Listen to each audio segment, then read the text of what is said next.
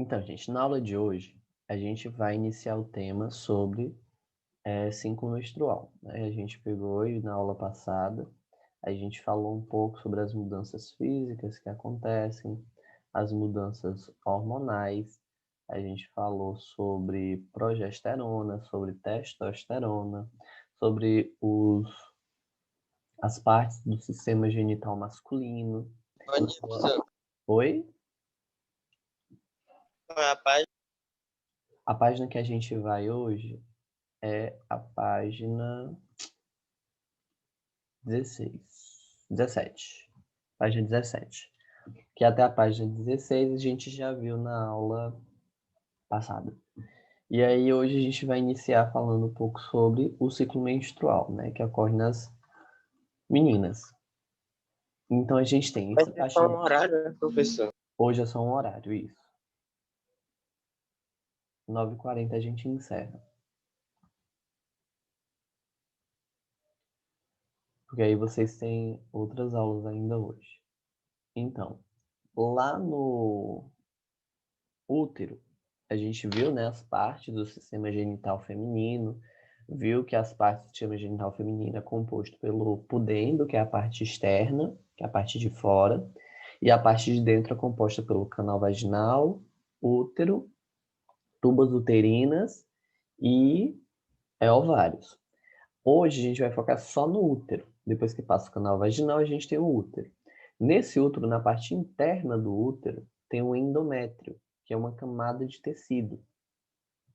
Como eu expliquei para vocês na última aula, essa camada de tecido, quando é para receber o bebê, ela começa a se engrossar e se encher de sangue. Sangue bem nutritivo, sangue com muitos nutrientes. O que a mulher come, vai comendo, vai gerando sangue nutritivo para ir para o útero. Lá no útero, esse sangue, que vai estar bem nutritivo, com camada, o endométrio com camada bem espessa, está esperando o espermatozoide entrar dentro do organismo dela e fecundar o óvulo. Só que quando isso não acontece, porque se acontecesse, a menina ou a mulher estaria grávida. E aí o endométrio estaria perfeito para receber o embrião. Quando isso não acontece, a menina ou a mulher não tem relações sexuais, a mulher não tem relações sexuais, não ocorre o processo de fecundação, não ocorre a gravidez, então aquela parede foi desnecessária naquele momento e ela começa a descamar e a sair, que é a menstruação, que é a saída do sangue ciclual. Por que ciclual? Porque ciclo. Porque ocorre mensalmente num período médio de 28 dias. Por que médio? Porque nem toda mulher é igual. Tem mulher que tem um ciclo de 28, tem mulher que tem um ciclo de 29, de 30, de 31, de 32 dias. E tem mulher que tem menos de 28 dias. Mas o padrão, assim, o mais comum de achar em mulheres que têm menstruação regular são o padrão de 28 dias. Neste caso, a gente tem como um segmento que dá para ter uma noção, o que é chamado de tabelinha menstrual. A tabelinha só serve para mulheres que são regulares. O que é isso? São mulheres que têm menstruação com ciclos fechados. Tem como o senhor repetir aí, professor? Que travou. Que para poder controlar o período menstrual, saber o que é que acontece, pode ser feita a tabelinha menstrual. Mas a tabelinha menstrual só funciona para mulheres regulares. O que são uma mulher regular? Que tem um ciclo fechado, que é sempre a mesma data, ou pelo menos datas muito próximas, conforme a contagem de dias. Não vai ser, por exemplo, esse mês o meu primeiro dia de menstruação. O meu primeiro dia de menstruação foi dia 2, então mês que vem vai ser dia 2 de novo. Não, isso só no caso de mulheres que têm ciclo menstrual de 30 dias. Mas mulheres que têm ciclo menstrual de 28 dias, ela vai menstruar no final do mesmo mês. Porque 28 mais 2 dá 30. Então ela menstruou dia 2 e depois dia 30 está menstruando de novo. Então tem que saber o seu ciclo. No caso das meninas, quiserem testar se dá certo a tabelinha, saber se vocês são regulares, as meninas que já menstruaram, que aí vocês já estão entrando nessa idade, que pode ser mais cedo, pode ser mais tarde, mas aí se vocês ainda não tiverem menstruado, quando forem menstruar, dá para vocês terem uma noção e saber se vocês são regulares. Como? Por exemplo, aqui tem o processo. Aqui foi contado como se a menina tivesse menstruado no dia 1º daquele mês. Então, bem aqui, ó, saiu primeira menstruação, primeiro dia, início da descamação da parede do útero. Normalmente, uma menstruação ela pode durar de 3 a 7 dias. Depende também da mulher. Tem mulher que menstrua por 3 dias e acaba todo o sangue que tem dentro. Tem mulher que passa 7 dias eliminando a parede do endométrio. Durante esse período de menstruação, a mulher sente muita cólica. Por quê? Porque a parede do útero ela vai contrair para soltar o sangue. E para contrair, dói, porque ele contrai com muita força. E essa contração é chamada de Professor, cólica. Oi. o que é cólica mesmo? É a dor que é causada por conta da contração do útero. Então, o útero contrai para eliminar o sangue e dói. E essa dor é chamada de cólica. É o útero apertando para soltar o sangue. Quando a mulher sente muita cólica, provavelmente é porque naquele dia em que ela está sentindo muita cólica, vai sair muito sangue, porque foi contraído muito a parede do útero para liberar a parede do endométrio para poder sair. Então, o período menstrual, ele pode durar até 7 dias ou mais, até 8 também, mas é muito raro. Normalmente é de 3 a 7, às vezes 5. E aí, como é que acontece? Menstruou aqui no primeiro dia, contou 5 dias que ficou menstruada. Desses 5 dias, vai contar mais até contar 14. Então, você vai contar, né? Foi menstruou aqui no primeiro dia, então 1, 2, 3, 4, 5, 6, 7, 8, 9, 10, 11, 12, 13, 14. No 14º dia, é o período fértil, independente do dia que menstruou. Ah, professor, teve um dia que eu menstruei dia 5. Então você vai contar do dia 5, 14 dias. 1, 2, 3, 4, 5, 6, 7, 8, 9, 10, 11, 12, 13, 14. Vai dar dia 18. Então, por que esses 14 dias? Porque é o tempo necessário para o corpo, do dia da primeira menstruação até o dia de liberar um novo óvulo. Então, demora 14 dias. Então, aqui, como a menstruação foi dia 1º, 14 dias depois, liberação do óvulo. Esse período... Professor, Oi. é a cólica que faz a pessoa ficar com um pouco sensível, tipo, emocionalmente? Não a cólica. A cólica é só a dor. O que faz a pessoa ficar sensível, no caso das mulheres, é a quantidade de hormônios, que a gente vai ver daqui a pouco na tensão pré-menstrual. Porque nesse período, o corpo dela se enche de hormônios para poder engravidar e receber um corpo estranho, no caso, que seria o bebê, dentro dela. Então, o que faz a gama de sentimentos é a quantidade de hormônios que está decaindo, porque ele aumenta muito e cai muito de uma vez muito rápido. Então, não é a cólica é só a dor. Né? Então, aqui, ó, ovulou. Nesse dia da ovulação, o canal vaginal, as tubas uterinas, os ovários úteros estão todos preparados para engravidar, porque liberou o óvulo. Então, nesse período do 14º dia, é muito perigoso engravidar. É muito fácil engravidar, porque está tudo muito receptivo. Está tudo muito bem preparado para engravidar, o corpo feminino. Então, o que é recomendado é que durante ciclos regulares, de mulheres que sabem que são regular, durante o 14º dia, 3 dias depois e 3 dias antes, não seja realizado nenhum tipo de relação sexual ou toda relação sexual seja muito protegida. Tome remédio, talvez, ou então use preservativo, porque é muito perigoso para mulheres que não querem engravidar.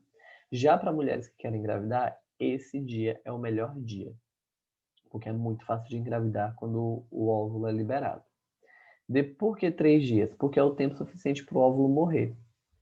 O óvulo, ele morre depois de 3 dias que está lá dentro, porque ele não foi fecundado, então ele é degradado. Depois de 3 dias que ele é degradado, o útero começa a perceber que não vai gerar nada, que não vai ter bebê, que não vai engravidar, então começa a dissolver, né, de novo. Então ele estava espesso, porque ele achava que ele ia engravidar, o óvulo foi liberado. Aí ele começa a espessar ainda mais, ficar bem grosso de sangue. Até que ele percebe, opa, não entrou ninguém, não vou engravidar, estou aqui sendo besta, vou agora jogar fora tudo que eu tenho. E o ciclo começa de novo de 28 dias. Então, quais são os pontos principais do ciclo menstrual? O primeiro dia de menstruação e o 14º dia o 14º dia do ciclo. O primeiro dia é a partir desse dia que faz a contagem de 14 dias para saber o dia que você vai ovular.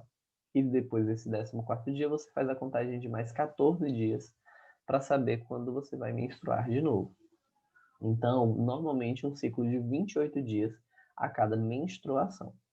Então, se for contar, por exemplo, no dia 4, então você vai menstruar no outro mês, no dia, ó, eu já contei que eu tirei 3 dias, então aumenta mais 3 dias. Então, vai ser mais ou menos menstruando no dia 4, a menina vai menstruar de novo lá para o dia 2 do próximo mês. E por aí vai. Nunca é no mesmo dia, sempre é num ciclo fechado. A não ser que seu ciclo seja de 30 dias, como eu falei, que aí vai dar sempre praticamente o mesmo dia. Então, em relação à tensão pré-menstrual, o ciclo menstrual humano é controlado por uma série de hormônios diferentes. Os hormônios sexuais de ambos os sexos agem sobre o sistema nervoso e muitas vezes sobre o humor. Por isso, para muitas mulheres, as mudanças periódicas nos níveis desses hormônios significam mudanças regulares de humor. Na fase do ciclo que precede a menstruação, há uma redução nos níveis de hormônios sexuais femininos, o que causa a menstruação. Com isso, alterações corporais podem ocorrer, como cansaço, inchaço e dores de cabeça.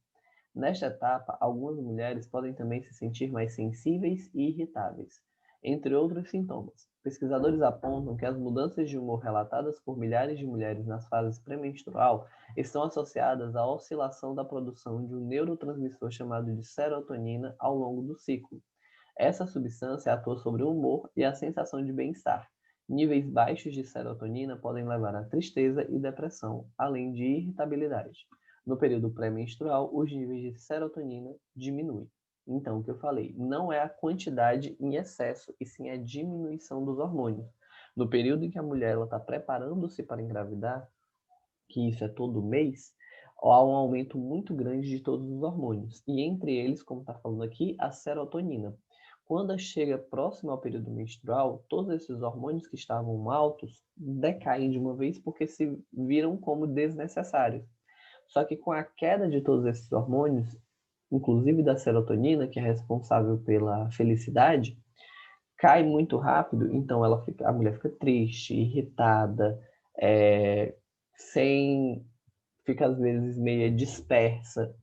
Então é isso que acontece no caso da menstruação, que é chamado de TPM.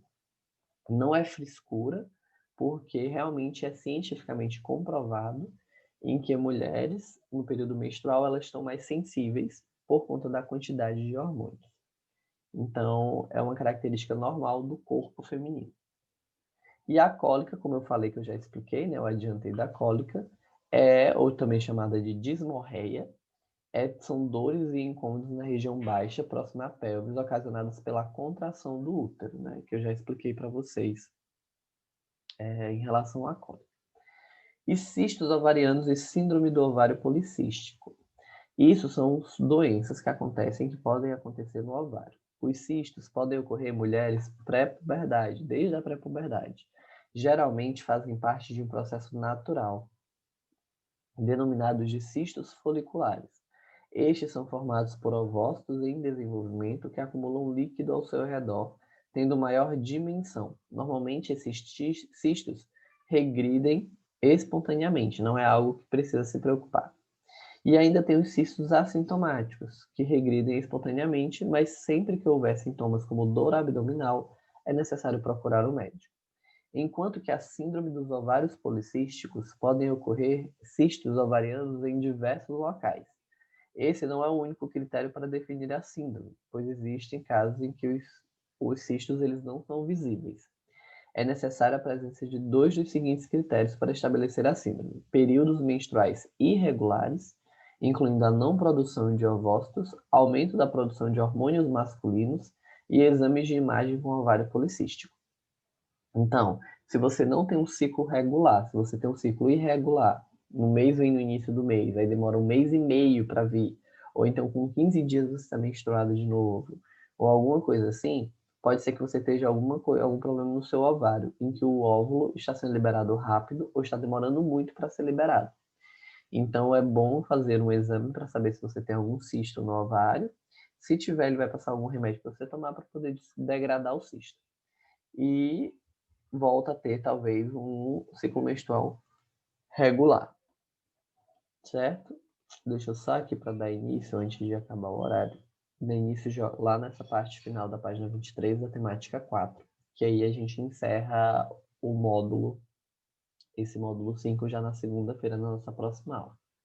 Então, agora partindo da parte de menstruação, de sistema genital feminino, órgão genital masculino, a gente tem a questão sobre as relações sexuais, sexo e reprodução. Primeiro, a palavra sexo, além de significar a designação do sexo biológico, né, que é o sexo masculino e feminino, também refere-se ao ato sexual, à relação sexual, onde há a excitação sexual do homem e da mulher. Normalmente, no período do sexo, da relação sexual, ocorre a excitação das duas partes, e nessa excitação há o processo de lubrificação das partes para poder o quê? Ser eliminada, no caso dos homens, o sêmen, e no caso das mulheres, ser receptiva para o recebimento do sêmen. O ato sexual reprodutivo, que é o que está dizendo aqui, ele é o quê? Ele é de todas as espécies, mas no caso dos seres humanos, eles têm dois tipos de atos. Os seres humanos eles têm o ato reprodutivo e o ato sexual libidinoso. O que é isso? O ato sexual libidinoso é aquele que é feito sexo apenas por prazer. E o ato sexual reprodutivo é aquele que é feito com o objetivo de engravidar, de ter uma prole, levando para o sentido biológico. Então, tem no caso dos seres humanos. Os outros animais são apenas por reprodução. A cópula, que também é chamada, ela é apenas por reprodução pela permanência da espécie. Os seres humanos são os únicos animais do reino animal que sentem prazer através do ato sexual. Existem outros animais que, em pesquisas, encontraram-se que tem uma taxa de prazer durante o ato sexual também, como, por exemplo, os golfinhos. Foi descoberto que ele tem uma mínima taxa de prazer durante o ato sexual. Mas, fora os golfinhos, não foram encontrados outros animais que tenham essa mesma elevação nas sinapses nervosas durante o ato sexual. Apenas os seres humanos. Então, sobre esse ato sexual, que, como eu falei, né, isso que eu estava explicando, que tá escrito aqui, falando. Então, a fecundação. Depois que acontece o ato sexual, que é a relação entre o homem e a mulher através da penetração do pênis na vagina, até a excitação, o clímax final, ejaculação, liberação do sêmen, recepção da vagina, do sêmen com espermatozoide e engravidar, ocorre o processo de fecundação. A fecundação é quando o espermatozoide ele chega no óvulo. E ao chegar no óvulo, ele fecunda, ele entra no óvulo, faz as suas divisões celulares e forma o zigoto. E nesse zigoto ele vai se desenvolver. Mas antes dele se desenvolver, ele tem um caminho. Olha aqui a imagem. A gente tem a liberação do ovócito, né, na tuba uterina. O espermatozoide, através da relação sexual, entrou no organismo feminino. O ovócito, quando ele é liberado do ovário, ele começa a liberar como se fosse um cheiro, mas não é um cheiro, é tipo um hormônio que atrai os espermatozoides. Mas nem todo espermatozoide percebe, então tem muitos que vão para o lado errado e acabam morrendo no caminho porque não acham o ovócito. Já os que vão para o lado certo, eles encontram o ovócito e a luta porque o óvulo ele tem uma camada espessa ao redor dele. E aí eles precisam entrar nessa camada. Ao entrar, ocorre o processo de fecundação. Depois que ocorre o processo de fecundação, A tuba uterina vai encaminhar esse zigoto, que agora não é mais ovócito, até aquela parede espessa do útero. Então, ele vai caminhando até colar no útero. Depois que cola no útero, esse processo de colar no útero é chamado de nidação. 7 dias após a fecundação, ocorre o processo de nidação, que é a entrada deste zigoto nessa parede nutritiva. Depois que acontece esse processo de nidação, aconteceu a fecundação. Deixa eu só vir para cá. Aqui, ó. Também acontece, pode ser feita, a chamada fertilização in vitro, que a fertilização in vitro é chamada de inseminação artificial. O que eles fazem? Eles retiram o ovócito, ó, de dentro da mulher e retiram o espermatozoide do pai. Depois disso, ele pega os ovócitos, coloca em uma placa de Petri, e essa placa de Petri ela é encharcada de espermatozoides. Os espermatozoides eles vão entrar no óvulo, esse óvulo vai sofrer fecundação e vai formar o zigoto, e esse zigoto vai ser colocado, implantado no útero da mulher. Então é todo feito pela parte a fecundação externa e depois colocado dentro para poder gerar. Certo? Na próxima aula, a gente vai falar sobre gestação. E aí a gente encerra essa unidade. A gente vai falar sobre gestação, gravidez, o processo de desenvolvimento do feto dentro do organismo feminino, por aí vai. Alguma pergunta sobre o assunto de hoje?